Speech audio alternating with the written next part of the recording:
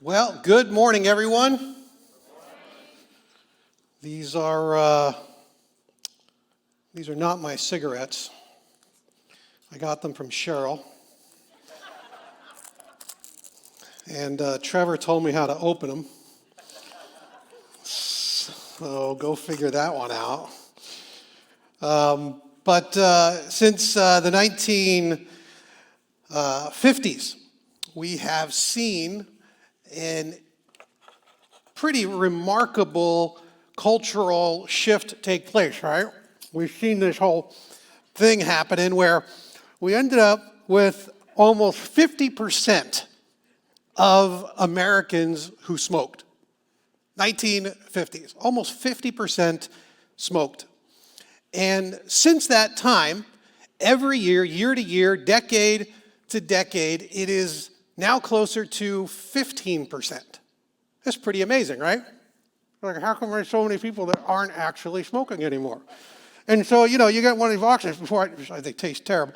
But besides that, why is it that we think that, the rates are dropping so fast? Almost 50% to 15%. Some of us have lived during that time period. It's pretty remarkable.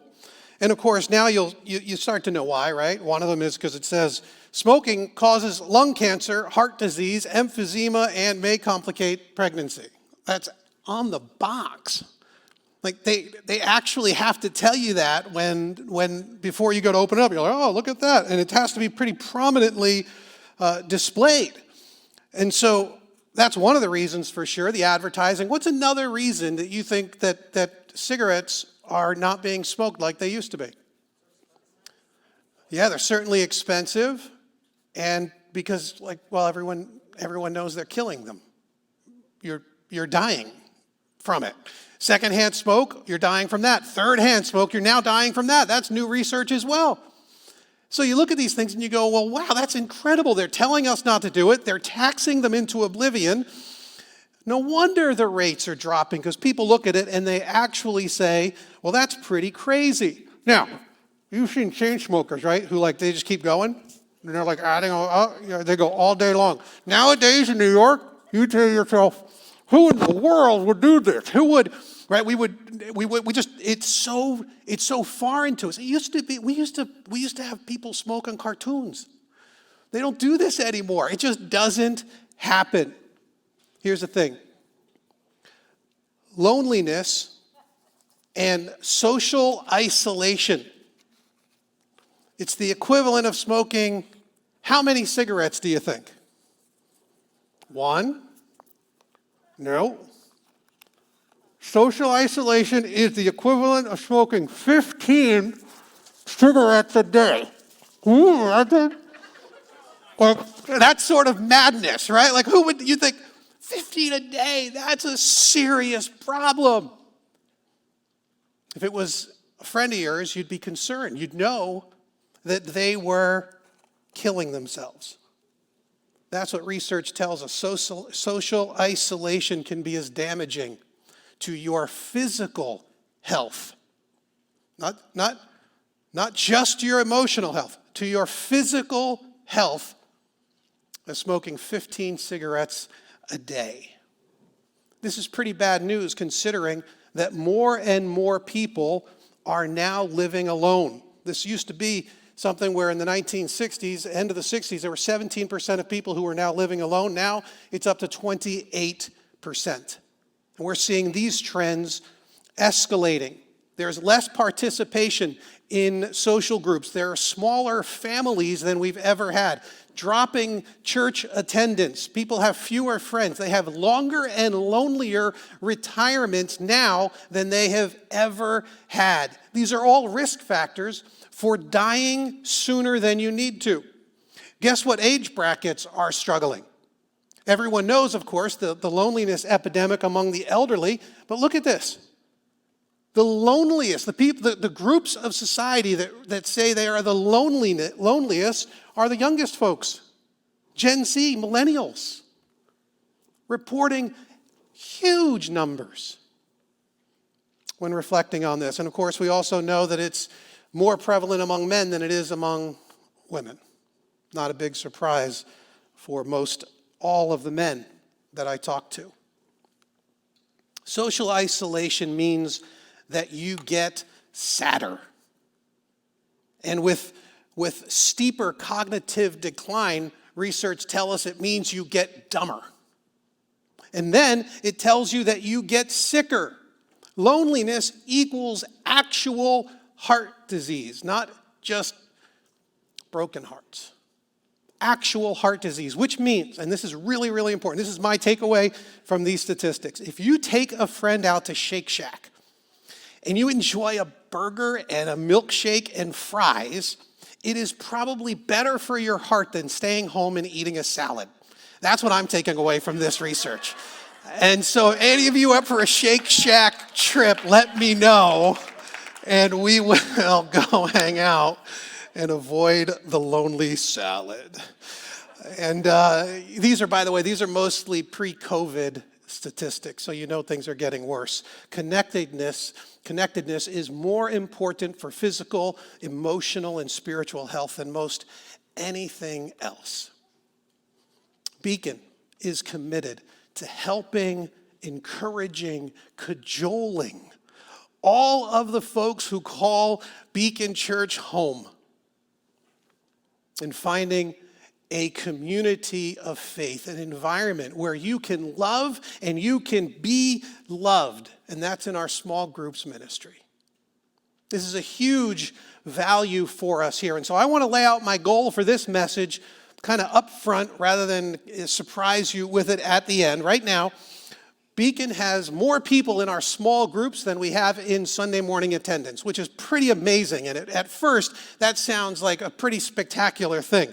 But these are also COVID attendance numbers. And so we also know that a whole lot of folks haven't been connected. So if you take everyone who we think calls Beacon Church home, meaning they attend or they participate in something that we do here as a church with some level of regularity, if you take all of those people, then you compare that to the number of people who are currently in small groups, we average between 40 and 45% of our congregation being involved in a small group.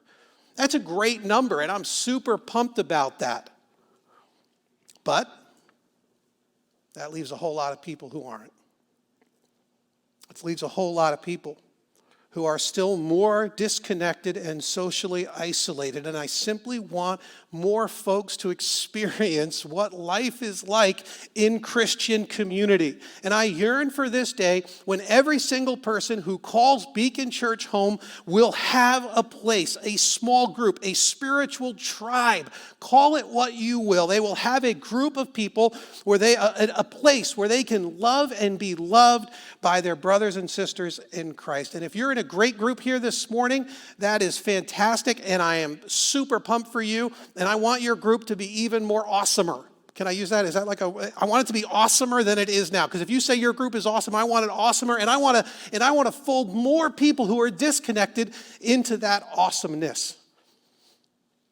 And if you are in a group but it's only okay, then I hope you leave today with a commitment to make it awesome, to make it fantastic. And if you are not in a small group, then I'm hoping that today I am going to be able to convince you to give it a try. That's where we're going this morning. And I'm making no apologies about that, because if I could paste a warning label over your own social isolation and your own solitude, I would absolutely do that. Because I want to be done with social isolation. We want to get rid of this and have a part of our own experience that transcends and is more superlative than what we've experienced in the past. So I want to lay out some biblical principles for you that ought to encourage us to love people in increasingly crazy ways. And so John 13 is the text that we're going to be in, and we're going to be looking at 4 chords that will connect us to Christian community. 4 chords that will connect us to a loving community. So the first chord is to tie yourself to the cruciality of connecting. It sounds like I'm going to make up a bunch of new words here this morning, but tie yourself to the cruciality of connecting. Again, John chapter 13, we are in verse 1. It was just before the Passover festival. Jesus knew that the hour had come for him to leave his world and go to the Father. Having loved his own who were in the world, he loved them to the end. So Jesus made connecting to his spiritual family an absolute priority. So imagine us here on the outside, and this is Jesus over here in the middle, and he's saying, listen, this to me, this relationship between the people in my life and himself is of the utmost importance. So much so that this text tells us that this was happening hours before he would be put on trial and killed. This is hours before the crucifixion. So we got to think this through for just a minute. The Son of God thought it was important for them and for him to connect with this small group of God-loving brothers and sisters. So much so, on his way to the cross, he has hours left. He wanted to spend it with his little tribe. I just find that so amazing. They hung out together. They learned together. They laughed together. They cried together. They traveled. They vacationed. They worked. They wasted time together, and no time with them was wasted. I love that it says here that he loved his own who were in the world. He loved his own who were in the world. When you read the rest of John, you start to get an idea of what's going on here. See, there is absolute value in loving your blood relatives. Absolutely. I would never say anything against that. There's absolute value in loving people who are far from God. We're going to talk about that in a few weeks. These are absolutely true, but there is an incredible importance throughout the scriptures put on loving people who are part of your spiritual family. This thing here, this relationship between God and you, and having these sorts of connections, and having them with other people who have a connection to God, reaps incredible value in your life. Because you need people who are in fact connected to God.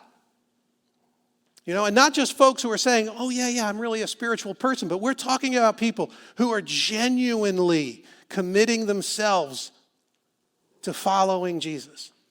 You need this.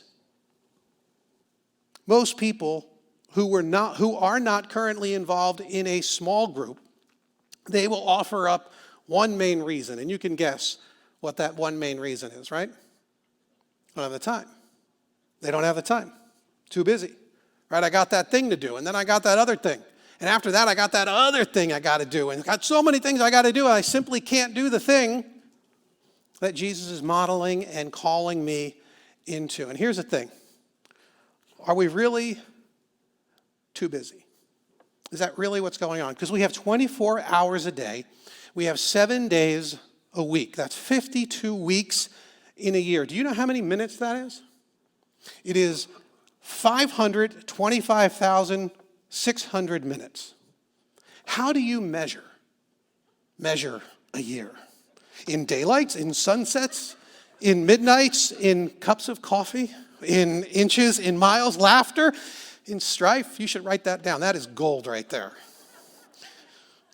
I so want Broadway to reopen. So no, this isn't about being too busy. It's always about priority. And we already know this. It's always about priority. It's thinking about what is important, what Jesus says and thinks is important. Jesus made this group of God-loving friends a top priority. Now, our small groups are interesting. And one of the strategies we employ, if you want to call it that, is that they're not primarily about Bible study. We do Bible study. We tie them to the Sunday messages. But the focus of these groups, and a lot of folks, maybe you've had a different experience in the past where it's kind of like we're going to learn some theology and we're going to learn some the deep truths and this kind of a thing. And our focus is not primarily on trying to learn more things about the Bible. For us, the small groups are designed to help you apply God's word to your life within the community that loves you. That's the goal. Most of us we already know way more than we are applying to our lives. This is our goal. We regularly will get people who will try to reshape our small groups into theology classes. And what we want is for Bible classes to be reshaped into sacrificial families. That's our goal. That's the dream.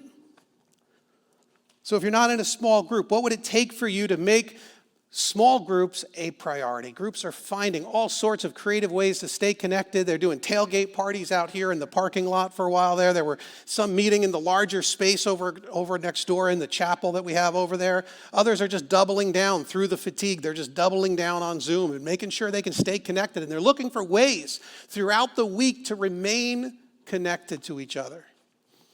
All right, the second chord is to tether to others through disappointment.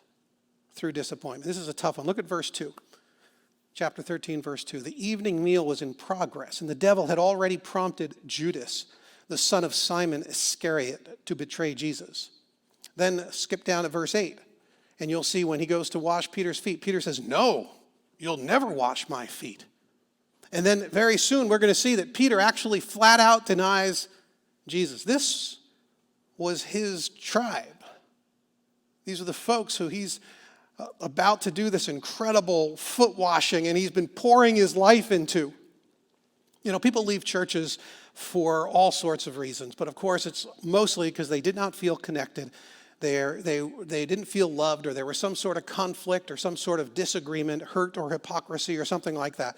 And we see in the life of Jesus that Jesus is pushing through these disappointments, these failures, this heartache. I mean, Peter, let's just take Peter as an example. Peter was often dull.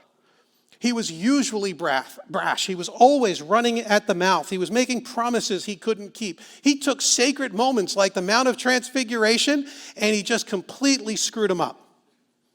He falls asleep at prayer meetings. He makes minorities feel like second-class citizens. Peter failed to support his friends in their time of need. He proved cowardly and faithless and full of envy. And Jesus comes up into the scene and he goes, "Peter, I love you. I know what you did. I know what you're going to do. And I know how you're going to disappoint me. And I love you." He's pushing through this disappointment. This is so encouraging for me. Jesus served those who consistently failed him. Jesus tethers himself to Peter and he presses through the disappointments and through the failures. And that enables Peter to become the rock upon which the church was built. You know, some of you are resisting tethering yourself to a small group because you have been burned in the past. Because someone has disappointed you. Because a group of people have let you down. They have said stupid things and they have failed you when you needed them. You might be thinking, well, what if I just don't like them? You know, what if they irritate me? What if they hurt me in the future? Loving others means humbly serving them despite themselves. One of the unique features of our small groups is that we don't encourage them to be built around life stage or even lifestyle, but around geography. This is a little bit unusual. But we do this because we know what our patterns are, right? When you pick your friends, you will pick people very often who are like you and who like you. That's super convenient. It makes for easy friendships and very little room for real spiritual growth. When you are born into a family, that's a little different because now you got to put up with whoever is living in your house and visiting on holidays. You got to put up with that annoying older brother. It doesn't matter. He lives in the house. And so now I got to put up with him. And then, holidays roll around and your crazy aunt shows up. And if you're thinking about yourself, man, there's no crazy aunt in my family. Maybe. that might be true. Something goes on when we have to figure out how to relate to people from every life stage and every generation. Something beautiful happens. One of the quotes that came up, we were asking our small groups for some feedback on how things are going, and one of the participants said that the group always felt like a family that I just came to know, never like strangers. See, you choose your friends, but your family chooses you through blood, and here we are as brothers and sisters in Christ under his blood. The blood connects us. And so we love this value of diversity in age and life stage and race and emotional differences and marital different situations and statuses and things like that. And this is your family. And in group life, we get to embrace and we get to push past the disappointments to start to get a taste of real love. Third chord is to yoke yourself to others in humility. Look at verse 3. Jesus knew that the Father had put all things under his power and that he had come from God and was returning to God. So he got up from the meal, he took off his outer clothing, he wrapped a towel around his waist. After that, he poured water into a basin, he began to wash the disciples' feet, drying them with a towel that was wrapped around him. Now, look at verse 14. Now that I, your Lord and teacher, have washed your feet, you also should wash one another's feet. I've set you an example. You should do as I have done for you. Foot washing, of course, was an unprecedented example of humiliation. In the Greco-Roman world at the time, humility as a virtue wasn't really a thing. I mean, you could do it and people would talk about it, but mostly humility wasn't even really seen as a virtue in the Greco-Roman world. In Hebrew thought, among the rabbis, humility did have a good place, a place of pride and encouragement, if you could say it like that. But they did encourage humility. But this was something different. This was too much. The only people who would be washing feet in a situation like this would be the household servants or the slaves. And so for Jesus to do this was way, way unexpected and over the top. I think what he's doing here is I think he's trying to set a way for us. He's trying to show us something. That Jesus himself could do this. It was a way for him to say, love each other with radical humility. Radical humility. Which means that we live as if others are more important than us. Can we do that? Can we live as if others are more important? Can you live as if others are more important than you? We get to love like their needs take priority over our needs. I'm reflecting on it this week, and it dawns on me that Jesus is the only one who ends up at dinner with dirty feet. There's no indication anybody washed his feet. It happens sometimes. We have dozens and dozens of stories from our groups where people are learning to love each other in sacrificial ways. They're sharing money and they're making meals and they're giving of their time and their creativity. They've purchased vehicles and appliances and they've thrown parties for the graduates, the COVID graduates who weren't going to be able to experience it. They put together gift bags and all of these kinds of things. Trying to figure out ways. Are you going to look for ways that you might humbly love your group? And if you aren't in a group, what are you missing out on? Why would you? This is an incredible opportunity in your own spiritual journey to have a group, an opportunity to practice this very thing that Jesus encouraged and modeled for us to do. The fourth chord, strap yourself to the servitude of Christ. I know that's a funny way of kind of phrasing this, but think this through. Look at verse 6 with me. He said to Simon Peter, who said to him, Lord, are you going to wash my feet? Jesus replied, you don't realize now what I'm doing, but later you'll understand. No, said Peter, you shall never wash my feet. Jesus answered, unless I wash you, you have no part with me. Well then, Lord, Simon Peter replied, not just my feet, but my hands and my head as well. Peter is scandalized by the idea that Jesus would lower himself, that Jesus would stoop to wash his feet, taking the role of a slave. The grammar even reinforces this. It's, when you're in Greek, you have to position things in the sentence to really emphasize them. You can move them around. And so the way he says it, he's like, you aren't going to wash my feet. There was indignity in it all. Peter refuses. And his refusal at first blush, it sort of seems a little bit like humility, right? You're like, oh, no, Jesus, you're so much more important than me. You can't wash my feet. And if we're not careful, we might think that this was a humble response. But is it really? I mean, think about it in this way. This is the rabbi. This is Jesus. This is the Son of the living God who has decided to take the initiative to wash Peter's feet. And Peter's like, no, I know better. Nope, we're going to take a pass on that. This is actually disobedience and self-righteousness.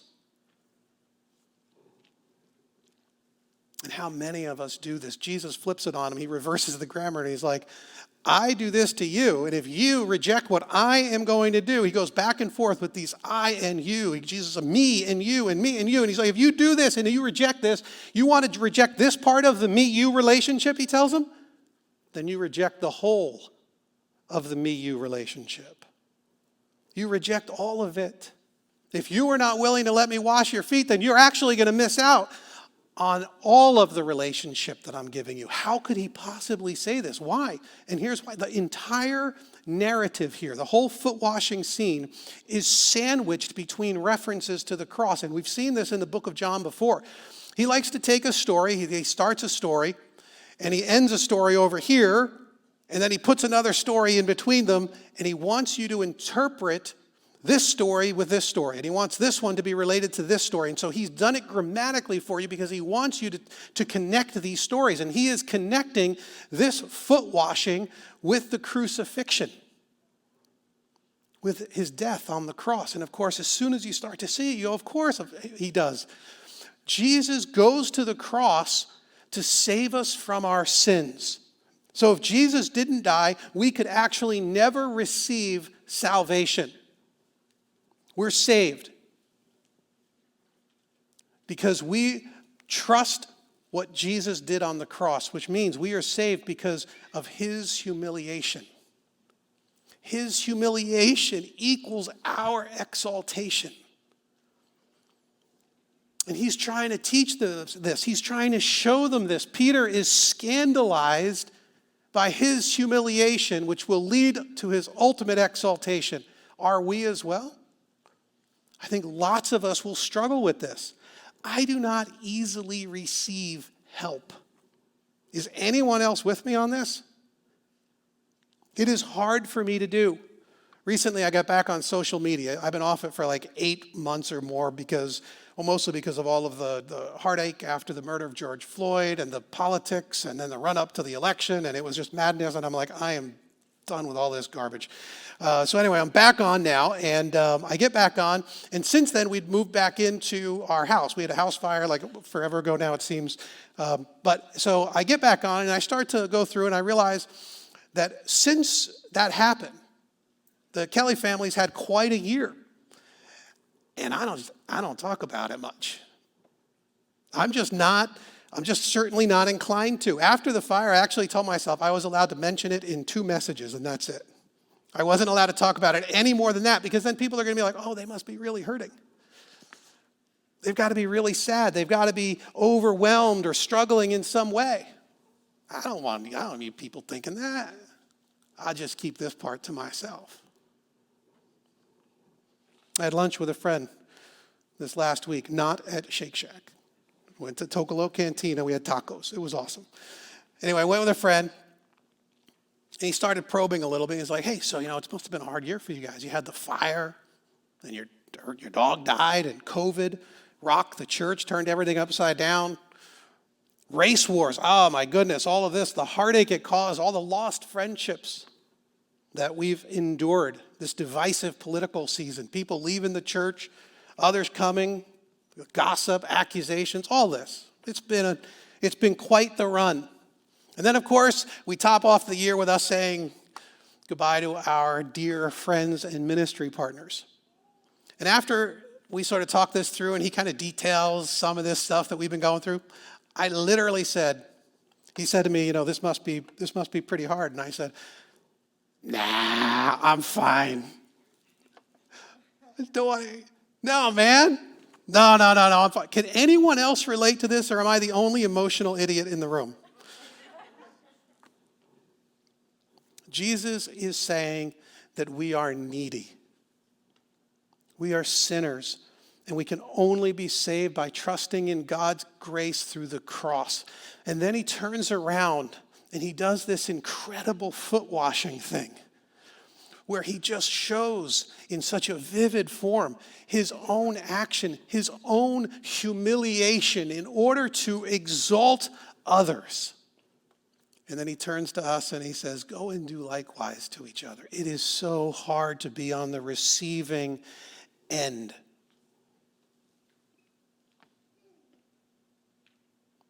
Are we going to be exalted by receiving the humiliation of Christ? And if so, then will we let the humility of others lift us up? Will we be willing to be open and to share and to be genuine and authentic? It's hard to be in community with other people as a recipient of their love. It's so much easier to be the one who's giving it. One of our groups, they reported back that things are going great in their group. They said it's going great. There's so much cool stuff going on, and there's encouragement, and there's prayer, and there's time together, and all of this. But there was one area that they said they wish they could do better in. It seems like every time they asked, everybody in the group was doing wonderful. They were doing wonderful. What's the likelihood that over the last 12 and 18 months, everyone's doing great? These leaders are hoping for more transparency and more openness. Here's what I'm hoping. I am hoping you guys take the charge to sign up and be a part of a small group seriously. Right? We want you in a small group. You take a look here, and everyone, this is how Christians like it. We like to be connected to Jesus. That's kind of the thing. That's why we're Christians, right? We're connected to Christ. And then Christ comes on the scene. And he's like, this is of vital importance, and I want that. But I also need you guys connected to each other. I modeled it for you. I proved how important it was for me. I went again and again back to this tribe of people that I loved. And here we go, time and again. Jesus is saying, I want you connected to each other. And I want you connected to each other in these Christ-centered communities. He himself did it. The Son of God. He's saying we need it as well. So will you do it? Look at John 13, verse 17. The last verse I wanted to look at here. He says, now that you know these things, you will be blessed. And what does he say there? If you do them. If you do them. Now that you know these things, you will be blessed. If you do them. Do you want to be blessed? Do you want to be blessed? Because Jesus tells us that we're going to be blessed if we love our neighbors and sisters with radical, sacrificial humility. So will you do it? You certainly can. It wouldn't be much to take that first step. When we got our information back from our small group this last month, the testimonies, the stories that people told proved this very point, that we're blessed if we do them. One person said, I think there is simply an overarching sense of love, care, and compassion that our small group emits. One needs only to ask and the group jumps. Another said, we felt an overwhelming sense of love and support during and after we lost a loved one. Words cannot express the comfort we felt knowing that the small groups cared so much for us. Another said, group life sustained us this past year. While there were no handbooks on navigating a pandemic, having a Christ-centered community that was always there and ready to pray, act, love, and support was the answer we needed. One person said it so beautifully, this is how I feel about my Jesus family. It's a real family. You see, we're connected to Jesus and we're connected to each other. It's a Jesus family. And if you want the superlative, over-the-top Christian kind of life, then you will want to experiencing loving people in a small group. So what will you do? It's your next step. What will you do? I was talking to one of our future parish leaders. We're starting this whole new ministry mid-year. We're going to connect all of these folks in these parishes and really strengthen our connections among our church. And I said, I have this picture in my head that one day we will have, our congregation will be such that when Thanksgiving rolls around, there will not be a single person who calls Beacon Church home who will wonder where they're going to spend Thanksgiving. There'll be no one who has to spend it alone. That when Christmas rolls around, that gifts will be flying. Exchanges will be made. Lives shared. That there isn't going to be, folks who are trying to figure out what they're supposed to do with their week off of work because they have no one to go with where they want to go. I've got this picture in my head of what it could be like when our relationships are just woven together like this in all of these incredibly powerful ways that Jesus calls us to. So will you take the relational risk of prioritizing a group? It is an easy first step. Just sign up. Try it. See how it goes. Be consistent for 3 months. Those of you who are in groups and you're like, I want this for my group. That's never been my experience in my group. Then let's do that. Let's take your group to a superlative level. We want to go deeper. Exhortation, encouragement, challenge, guidance, love. If you stepped away from your spiritual family over the last year, then maybe this is the time to step back in. To double down. If you need a new group, let us know. Because we want to take our groups deeper with sacrificial humility, and we want to serve them like Jesus serves you.